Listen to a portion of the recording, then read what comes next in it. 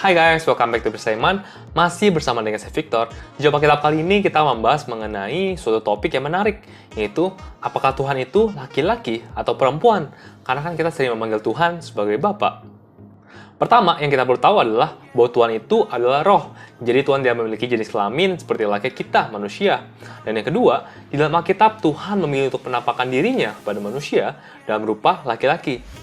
Nah, sebelum kita membahas lebih lanjut, kita perlu tahu lebih dahulu bahwa Tuhan itu adalah pribadi. Jadi dia bukanlah energi abstrak ataupun force seperti di dalam film Star Wars. Tuhan itu memiliki pikiran, kehendak, intelektualitas, serta emosi. Tuhan juga berhubungan dan juga berkomunikasi, di mana buktinya kita bisa lihat di sepanjang kisah Alkitab. Sebagaimana tertulis di Yohanes 4 ayat 24, dikatakan seperti ini. Allah itu roh, dan barang siapa menyembah dia, harus menyembahnya dalam roh dan kebenaran.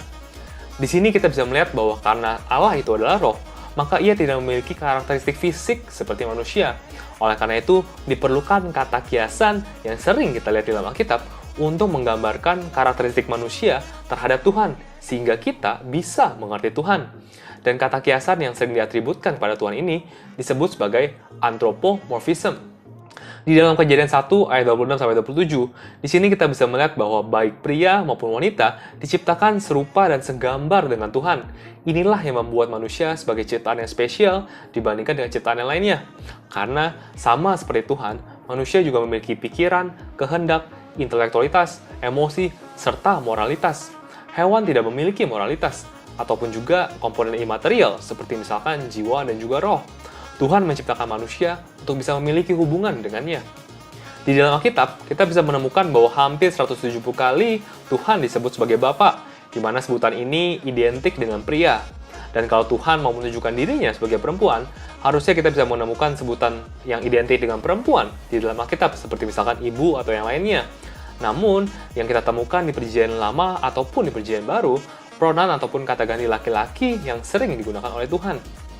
Salah satu alasan kenapa Tuhan menggunakan kata ganti pria kepada manusia adalah karena figur Bapa jelas memiliki otoritas yang lebih besar dibandingkan dengan figur ibu, di mana menggunakan kata Bapa untuk merelasikan otoritasnya kepada manusia jelas membuat kita lebih mengerti akan hubungan kita dengan dia, karena hal yang serupa juga tergambar dalam hubungan kita di dalam keluarga kita.